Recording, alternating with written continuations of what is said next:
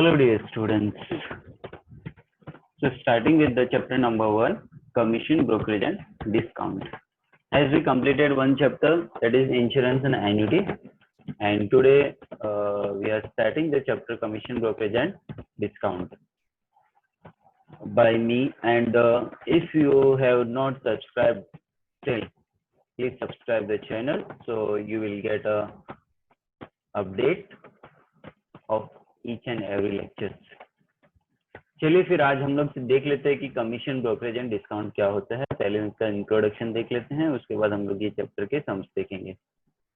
जैसे कि हम लोग को मालूम है 25% रिड्यूस कर दिया है गवर्नमेंट ने, इसलिए हम लोग को सबसे पहले किस पे ध्यान देना, खाली एक्सरसाइज एंड प्रैक्टिस सेट पे ध्यान देना है, एग्जाम्पल पे कुछ करना है नहीं।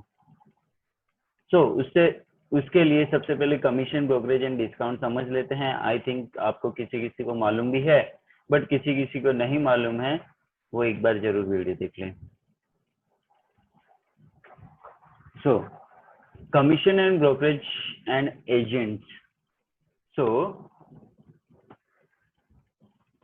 Commission, the charges paid to an agent for doing the work on behalf of the principal is called commission. The charges paid to an agent for doing the work on behalf of principal is called commission. The commission or the remuneration paid to the agent is generally fixed as some percentage of the value of the transaction. For example, suppose an agent charges commission at 5% on the sales, then the transaction of 15,000, the agent will get a commission of 750 as follows. जैसे कि commission बहुत लोग charge करते हैं, जैसे कि अभी दो इंसान के बीच में एक बंदा आता है, बोलता है मैं आपका ये काम करवा दूंगा, मुझे इतना परसेंट चाहिए, मुझे इतना परसेंट दे देना। आपका सेल्स करवा दूंगा 15,000 का, आप मुझे 5% कमीशन दे दीजिए, आपका सेल्स करवा देता हूँ। Okay, so behalf of the principal मतलब जो बंदे को कुछ बेचना हो उसके बिहाफ पे, उसको खुद को नहीं, बिहाफ पे अगर कोई बंदा आके बोलता है कि मैं आपका काम कर दूंगा बट मुझे थोड़ा बहुत कमीशन दे दीजिए, मतलब थोड़ा बहुत रेम्यूनरेशन दे दीजिए।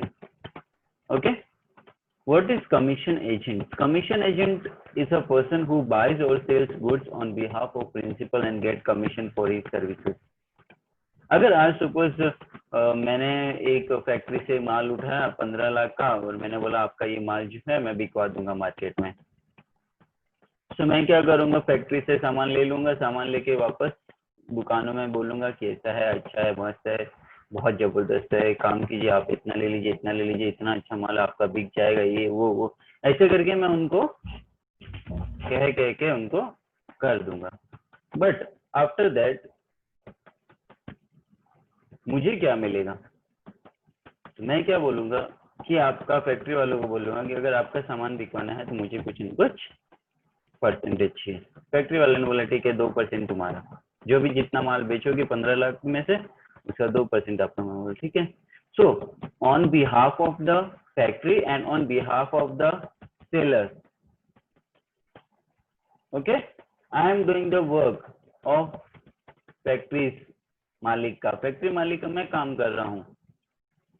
Okay, so he will going to pay me some remuneration or some percentage of the sales. So उसको मुझे क्या बोलेंगे, उसमें मुझे उसमें बोला जाएगा कि you are the commission agent. Yes, I am a commission agent. Next is broker. A broker is an agent who brings together the buyer and the seller for the purpose of purchase or sales. This commission is called as broker and it charged with both the parties. आपने सुना है कभी कि घर खरीदते वक्त, घर बेचते वक्त हमारे बीच में ब्रोकर होता है, एक एजेंट आता है जो बायर और सेलर को दोनों को लेके आता है। मींस अगर मेरे को घर बेचना है तो मैं एक ब्रोकर को बुलाऊंगा कि आपके पास अगर कोई बंदा है जो मेरा घर खरीदने के लिए, तो बताइए मुझे। वो कहीं से बंदा ढूंढ के मेरे पास लेके आएगा और बोलेगा ये रहा। तो बायर और सेलर को दोनों को सामने सामने बिठाएगा और वहां पे बात करवाएगा पार्टी से। ओके, बट ये जो है ब्रोकर बहुत होशियार है, ये दोनों से चार्ज लेगा।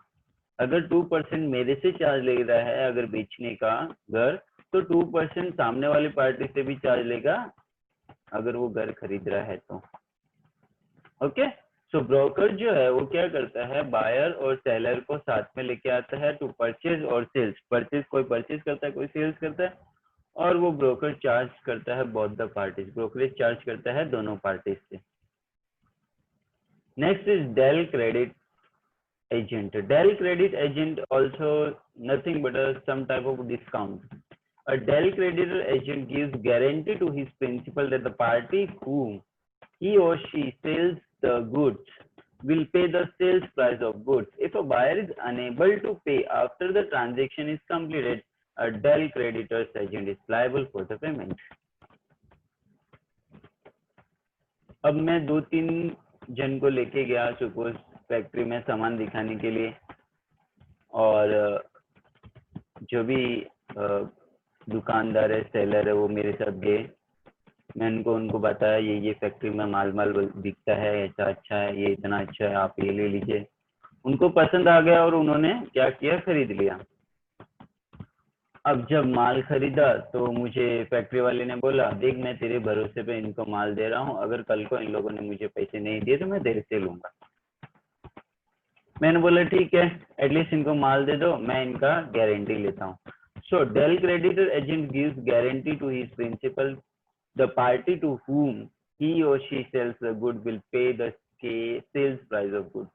अगर वो पे नहीं कर पाए तो कौन लायबल होगा, फैक्ट्री मालिक को पेमेंट करने के लिए डेल क्रेडिटर एजेंट जो है बीच का, उसको पेमेंट करना पड़ेगा, बिकॉज वो अपनी गारंटी पे उनको माल दिया, इसके लिए उसको पे करना पड़ेगा। सो कहीं पे गारंटी आ गया तो वो एजेंट क्या कौन हो जाएगा, डेल क्रेडिटर एजेंट हो जाएगा।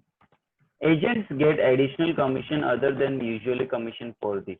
ओके, सो ये डेल क्रेडिटर एजेंट होता है ना, उसको कमीशन तो मिलता है बट उसको थोड़ा एक्स्ट्रा अमाउंट में भी कमीशन मिलता है। व्हाई? बिकॉज उसने गारंटी ली और गारंटी लेके उन लोगों से पैसा वसूली करके फैक्ट्री मालिक को पैसा दिया, तो वसूली किया मीन्स थोड़ा बहुत तो उनको मिलना चाहिए extra amount. Okay, so this is as a del creditors commission, उसको डेल क्रेडिटर्स कमीशन बोलते हैं। जो ऑलरेडी उसको कमीशन तो मिलने ही वाला है, बट कमीशन के ऊपर थोड़ा बहुत अमाउंट एडिशनल कमीशन देंगे तो वो क्या हो जाएगा, उसका डेल क्रेडिटर कमीशन हो जाएगा। Next, trade discount and cash discount. Trade discount क्या होता है? Trade discount is allowed by one trader to another, it is given on the catalogue price, list price और market price of the goods. जो हमारे catalogue price पे या list price या market price MRP जो छपी रहेगी उसको हम लोग क्या बोलेंगे, trade discount. is allowed by one traders to another traders if give catalog price, list price और market price of the goods। मतलब ट्रेड डिस्काउंट वो होता है अगर मार्केट प्राइस के ऊपर उसको डिस्काउंट दिया जाता है। So invoice price is equal to catalogue price minus trade discount. So सामान ले, अगर मैं 5,000 का सामान है और उसको बोलूंगा तू लेके जा 5,000, तेरे को ट्रेड डिस्काउंट दे देता हूँ 1,000 रुपए, तो मेरा इनवॉइस प्राइस क्या हो गया? तो invoice price is what, 5,000 minus 1,000, that is 4,000 is my invoice price. Cash discount is allowed for consideration of ready cash payment. अगर मैं रेडी कैश पेमेंट कर रहा हूँ तो वहां पे मेरा क्या होगा, कैश डिस्काउंट में लेके चांसेस है। अब ट्रेड डिस्काउंट और कैश डिस्काउंट में डिफरेंस क्या है कि ट्रेड डिस्काउंट में payment in future and cash discount में payment on the spot. The buyer may be allowed both of these discount. In such a case, the trade discount is first calculated on the catalog price, the cash discount then calculated on the price obtained after deducting the trade discount from the list price. So एक trader दोनों का benefit उठा सकता है। कैसे कि trade discount पहले निकलवा लेगा, फिर थोड़ा बहुत कैश पेमेंट करेगा तो उससे भी थोड़ा बहुत कैश का भी डिस्काउंट ले सकते हैं। So net selling price is equal to invoice price minus cash discount. So these two formulas जो है invoice price is equal to list price minus trade discount और net price selling price is equal to invoice price minus cash discount are both the interrelated formulas.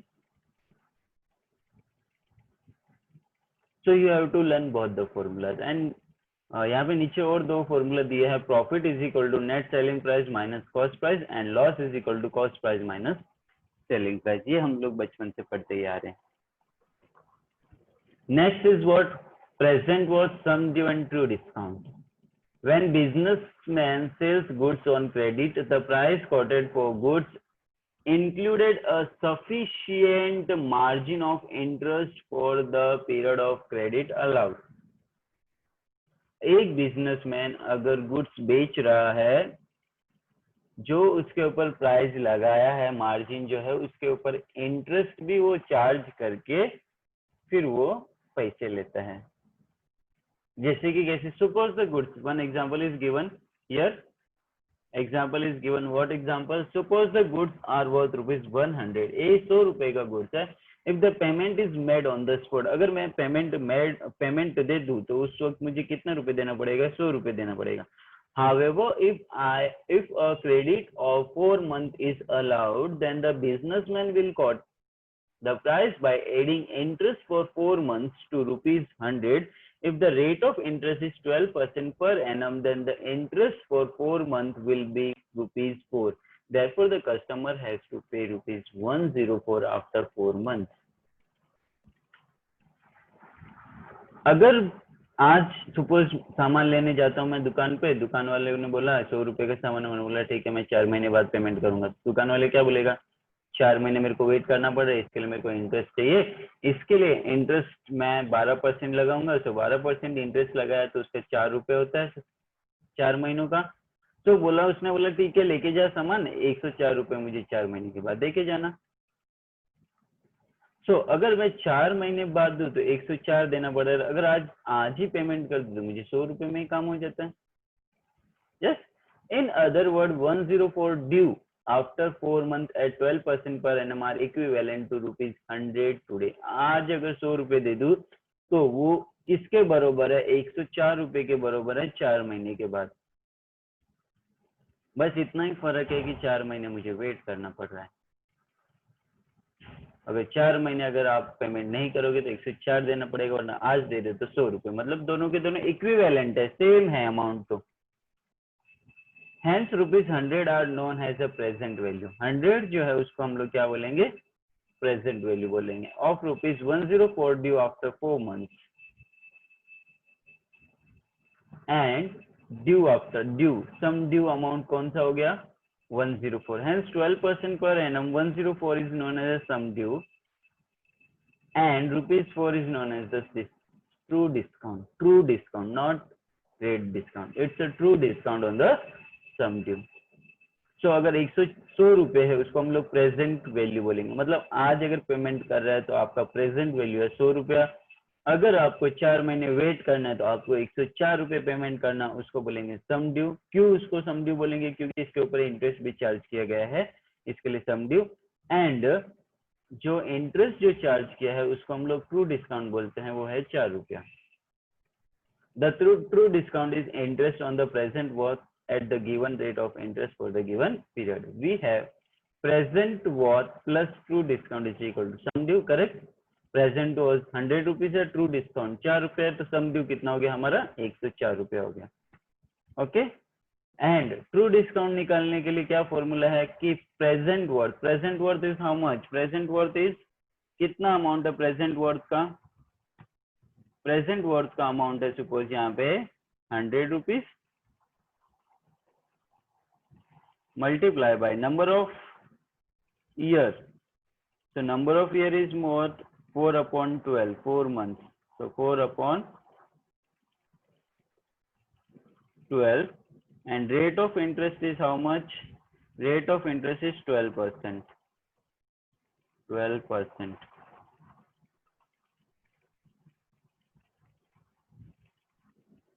तो यहाँ पे multiply by 100 हो जाएगा। तो ये 100 से ये 100 कट, 12 से 12 cut. Okay, percentage is given, so this extra 100 will not going to become because percentage हम लोग ने already ले चुके हैं यहाँ पे 100. So क्या बचा amount? 4 rupees बचा. कितना रुपये बचा? 4 rupees. So true discount is what? Rupees 4. So sum due is what? 100 plus 4. That is 104 is a sum due amount. Where PW, that is present worth, is the principal or the present worth, N is the period of the bill, and R is the rate of interest per annum. Okay, so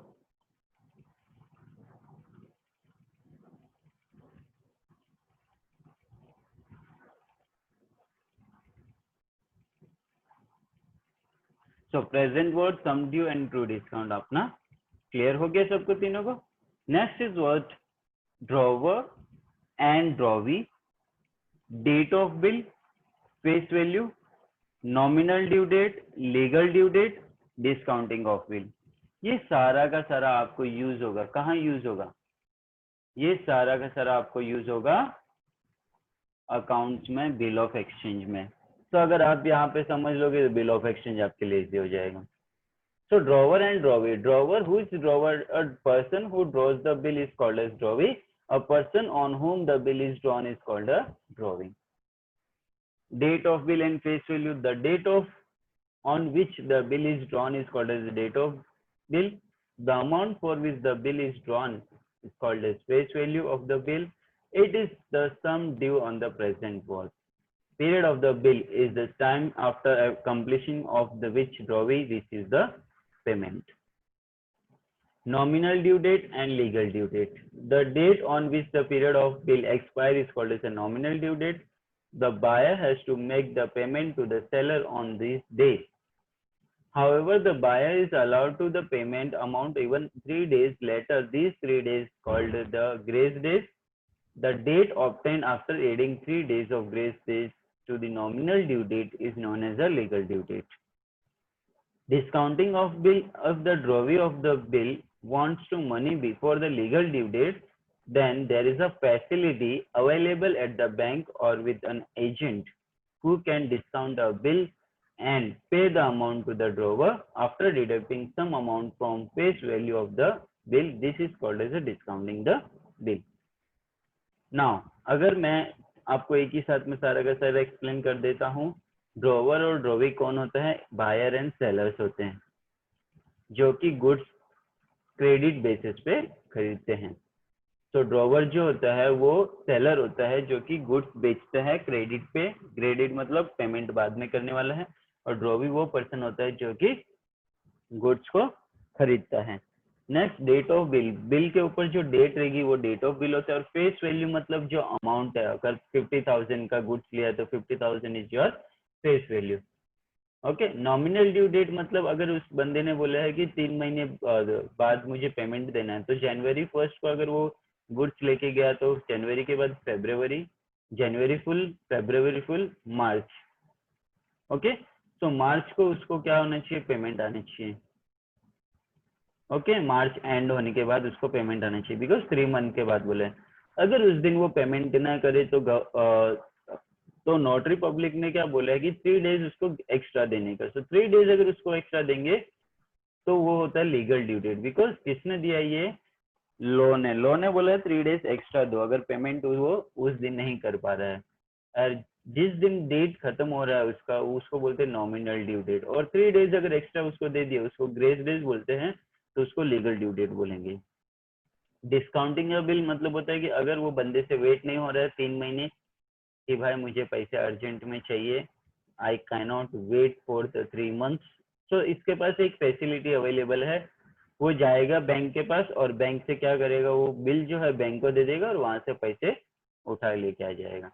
और bank उसमें क्या करेगी? थोड़ा सा जो भी है अपना चार्जेस जो भी है वो अपना काट के उसको बंदे को दे देगी. जो भी है अपना चार्जेस लेगी और नेक्स्ट दे देगी उसको. Now bankers discount cash value, bankers gain. When bill is discounted in a bank, the banker will deduct the amount from the face value of the bill at the given rate of interest for the period from the date of discounting to the legal due date and pays the balance to the drawer. This is known as banker's discount. The amount paid to the holder of bill after deducting banker's discount is known as a cash value of the bill paid on the date of discounting. मैं आपको एक simple सा explain करना चाहता हूँ कि suppose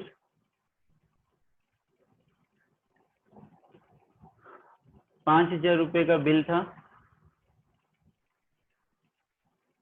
bank के पास गया, डिस्काउंट कराया, बैंक ने बोला ठीक है 4,500 रुपए मैं आपको दे दूंगा। तो बैंक ने कितना चार्ज काट लिया? 500 रुपए बैंक ने चार्ज काट लिया। तो ये जो 500 रुपए बैंक ने चार्ज काटा वो हो गया बैंकर्स डिस्काउंट, और ये 4,500 जो अमाउंट 4,500 अमाउंट जो दे रहा है वो हो गया कैश वैल्यू। अब ऐसा क्यों होता है? क्योंकि बैंक को क्या कर रहा है, बैंक को 3 महीना वेट करना पड़ेगा, बिकॉज 3 महीना हो 2 महीना हो, बैंक जितना वेट करेगा उतना अपना रेट ऑफ इंटरेस्ट से काट लेगा। Next is the bankers discount is called as a commercial discount. Bankers discount को कॉमर्शियल डिस्काउंट भी कहा जाता है। Thus, true discount is calculated on present worth and banker's discount is calculated on face value. Hence, the banker's discount is always higher than the true discount. True discount calculated करते हैं हम लोग present worth पे, और bankers discount हम लोग करते हैं फेस वैल्यू पे। ये ध्यान रखना, true discount is calculated on present worth and bankers discount calculated on the face value. Objectives में पूछा जा सकता है। Hence the bankers discount is always higher than the true discount. तो bankers discount हमेशा high होगा true discount से। The difference between the bankers discount and the true discount is called as bankers gain. समझ में आया? So true discount and bankers discount का जो difference होगा उसको हम लोग बोलेंगे bankers gain. It is equal to the interest of true discount. ये वो equal किसके equal होगा? True discount के equal होगा।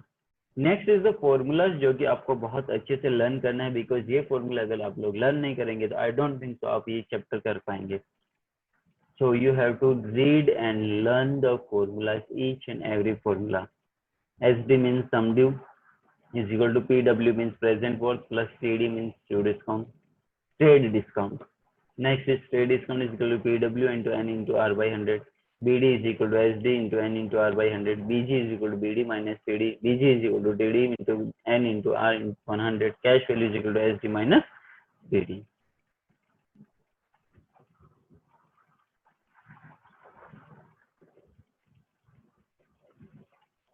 Okay.